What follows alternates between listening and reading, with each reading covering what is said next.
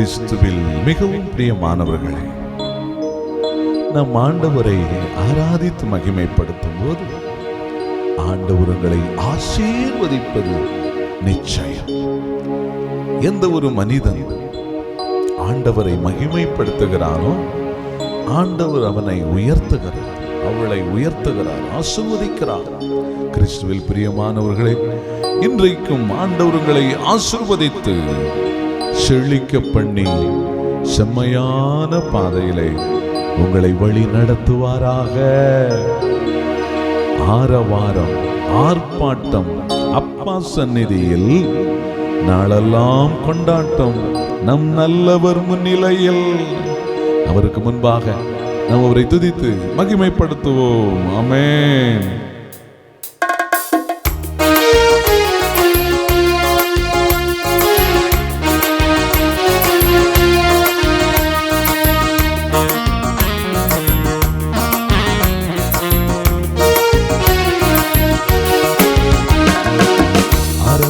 ஆர்ப்பாட்டம் அப்பா சந்நிதியில், நாளெல்லாம் கொண்டாட்டம் நல்லவர் முன்னிலையில். ஆரவாரம் ஆர்ப்பாட்டம் அப்பா சந்நிதியில், நாளெல்லாம் கொண்டாட்டம் நல்லவர் முன்னிலையில். நன்றி பாடல் தினமும் பாடு, நல்ல தேவன் உயர்த்தி பாடு. நன்றி பாடல் தினமும் பாடுவோ, நல்ல தேவன் உயர்த்தி பாடுவோம். ஆரவாரம் ஆர்ப்பாட்டம் அப்பா சந்நிதியில், நாளெல்லாம் கொண்டாட்டம் நல்லவர் முன்னிலையில். ஆரவாரம் ஆர்ப்பாட்டம் அப்பா சந்நிதியில், நாளெல்லாம் கொண்டாட்டம் நல்லவர் முன்னிலையில்.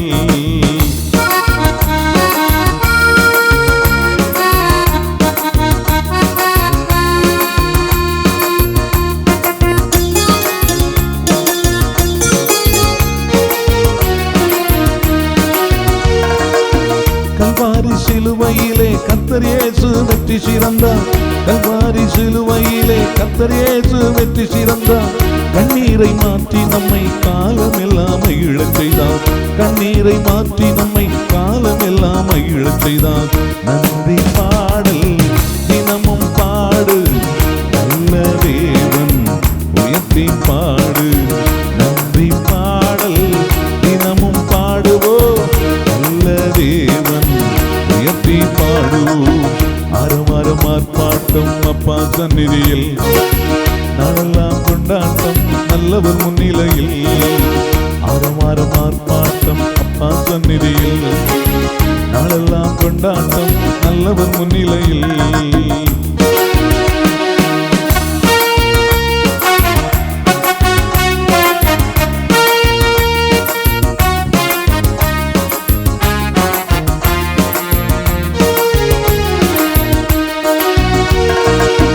கிறிஸ்துவை நம்பினதால் பிதாவுக்கு பிள்ளையானோ, கிறிஸ்துவை நம்பினதால் பிதாவுக்கு பிள்ளையானோ.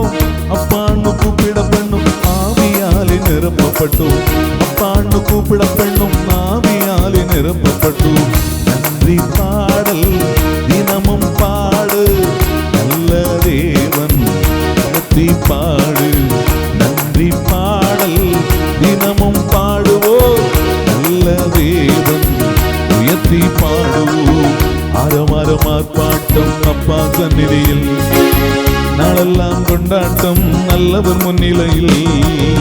ஆரவாரம் ஆர்ப்பாட்டம் அப்பா சந்நிதியில், நாளெல்லாம் கொண்டாட்டம் நல்லவர் முன்னிலையில்.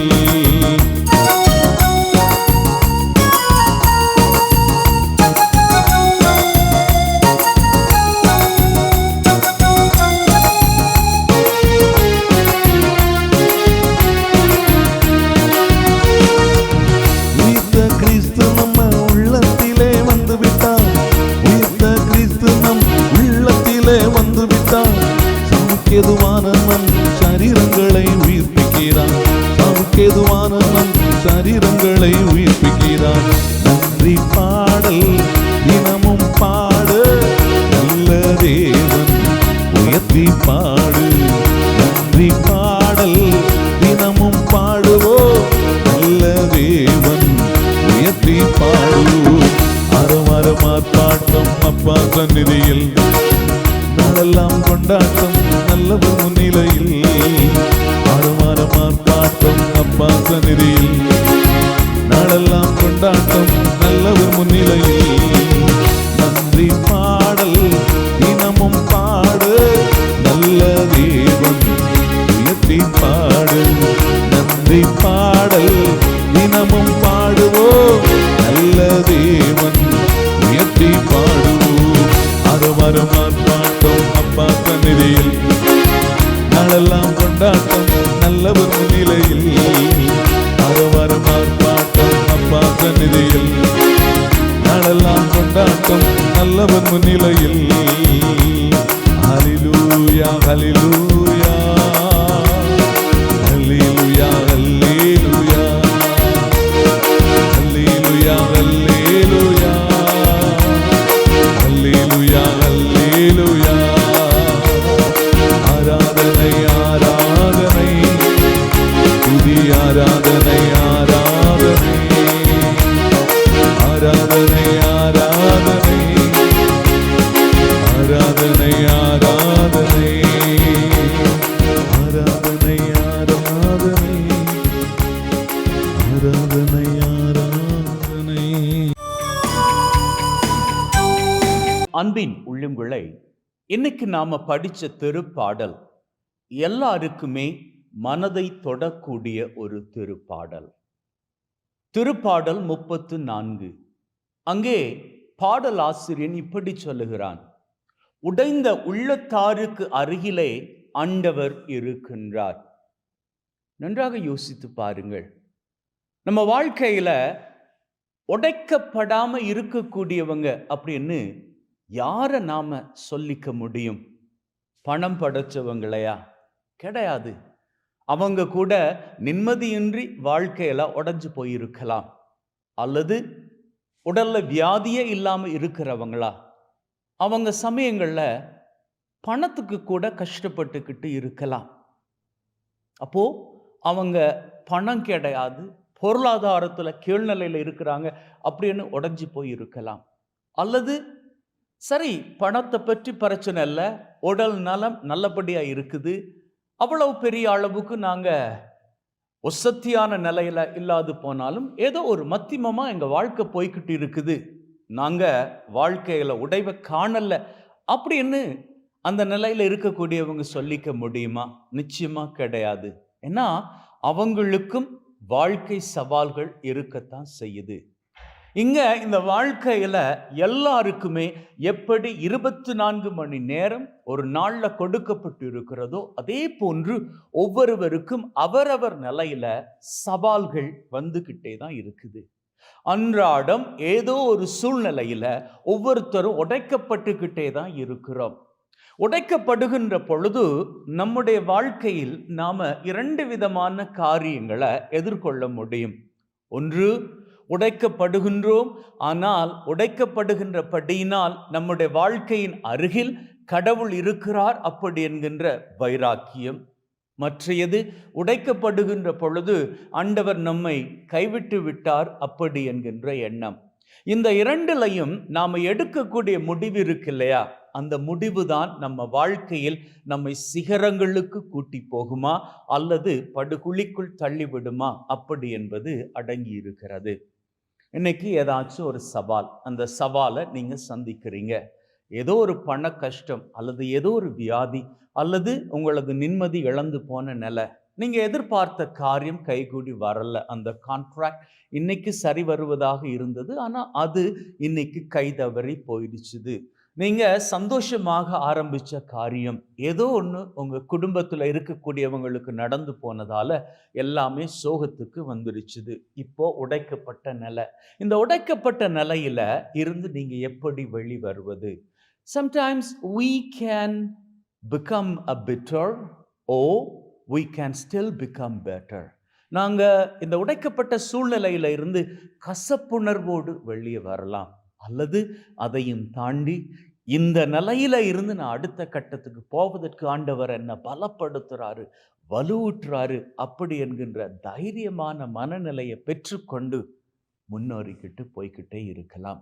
இது கொஞ்சம் கஷ்டம்தான். ஏன்னா அன்றாடம் வாழ்க்கையில உடைக்கப்படாதவங்களே கிடையாது. உடைக்கப்படுகின்ற வேளையில எல்லாரும் உடனடியாக ஆண்டவர் எங்களுக்கு இந்த காரியத்தை அனுபவிக்க விட்டிருக்கிறாரு அப்படின்னு சொன்னா, இதை எங்களுக்கு அனுமதிச்சிருக்கிறாரு அப்படின்னு சொன்னா, ஏதோ இது மூலமாக எங்களுக்கு கற்பித்து கொடுப்பதற்கு விரும்புகிறாரு, அல்லது போனால் இதன் மூலமாக ஆண்டவர் எங்களை சரியான ஆசிருக்கு நடத்திக்கிட்டு போறாரு அப்படின்னு சொல்லி நம்ம யோசிச்சுக்கிறதுக்கு நமக்கு கொஞ்சம் டைம் எடுத்துக்கும். எல்லாருமே உடனடியாக அப்படி யோசிச்சுக்க மாட்டோம்.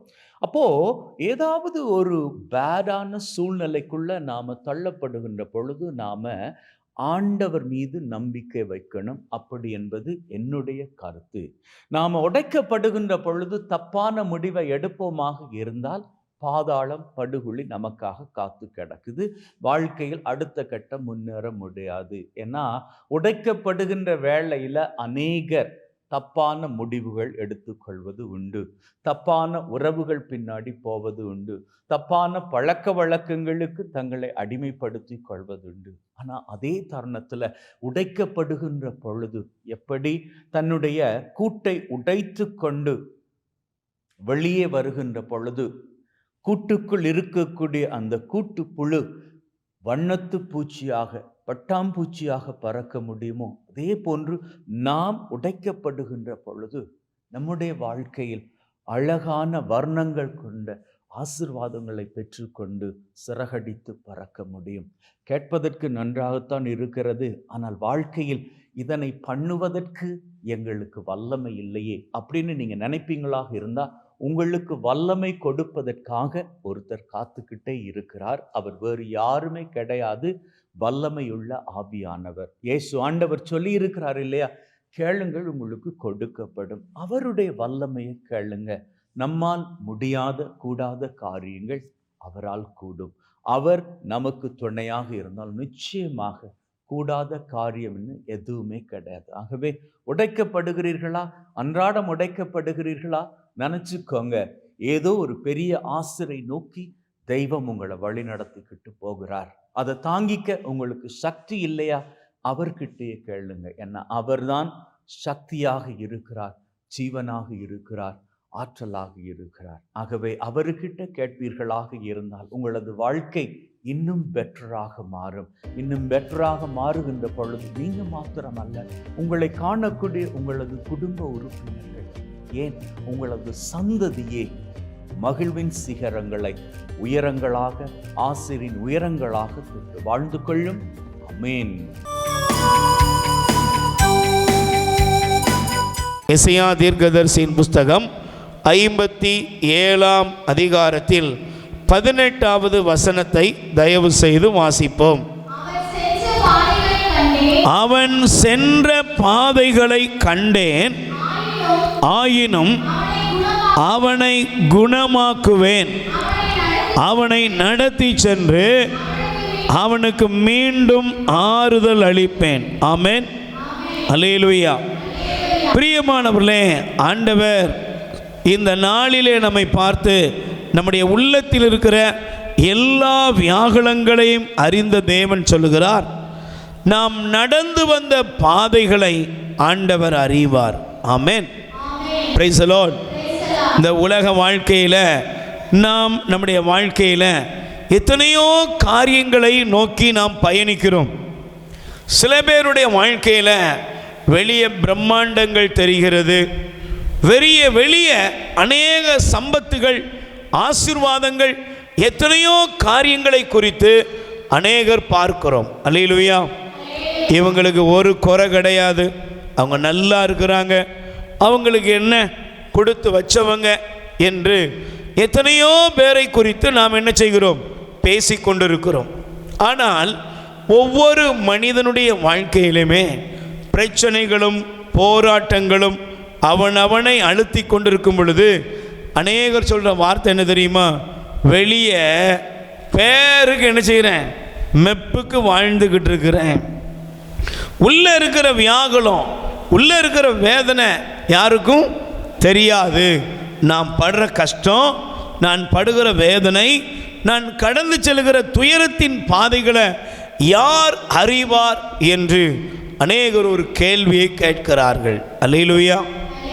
ஆனால் ஆண்டவர் இந்த நாளிலே நம்மை பார்த்து சொல்கிறார், அவன் செல்கின்ற பாதையை நான் கண்டேன், அவனை குணமாக்குவேன், அவனுக்கு நான் ஆறுதலை கொடுப்பேன். Praise the Lord. நிச்சயமாக ஆண்டவர் தருகிற இந்த வாக்குத்தத்தத்தின்படி அவரே நம்மை குணப்படுத்தக்கூடியவர். Praise the Lord. நீங்கள் அதனால தான் வேதாகமத்தை எடுத்து வாசித்தீங்கன்னா, எரேமியா தீர்க்கதரிசியின் புஸ்தகம் எரேமியா 30ஆம் அதிகாரத்திலே எடுத்து வாசியுங்கள். 17வது வசனம், நான் உனக்கு நலம் அளிப்பேன், உன்னுடைய காயங்களை ஆற்றுவேன் என்கிறார் ஆண்டவர். அல்லேலூயா. இந்த உலகத்தில் உங்கள் மனதில் இருக்கிற காயம், உடல் வியாதிகள், பலவீனங்கள், வாழ்க்கையில் இருக்கிற பிரச்சனை, போராட்டங்கள், இதை உலகத்தால் யாராலையும் குணப்படுத்த முடியாது. Praise the Lord. சொல்லுங்க அல்லேலூயா. மருத்துவர் ஒரு களிம்பு கொடுக்கலாம், மருத்துவர் சர்ஜரி பண்ணலாம், மருத்துவர் தன்னுடைய டேலண்ட்டை பயன்படுத்தி ஏதாவது சில காரியங்களை உங்களுக்கு என்ன செய்யலாம், உங்களுக்கு அவங்க வலியுறுத்தலாம். இதை செய்து பார்ப்போம், இப்படி செய்தால் இது நடக்குமான்னு பார்ப்போம்னு சில காரியங்களை செய்யலாம். ஆனால் குணப்படுத்துகிறவர் தேவனே. Praise the Lord. சொல்லுங்க அல்லேலூயா. கைகளை உயர்த்தி சொல்லுங்க அல்லேலூயா. Praise the Lord. அப்ப தேவன் நம்மை குணப்படுத்துவார், அவர் நமக்கு குணம் தருகிறார்.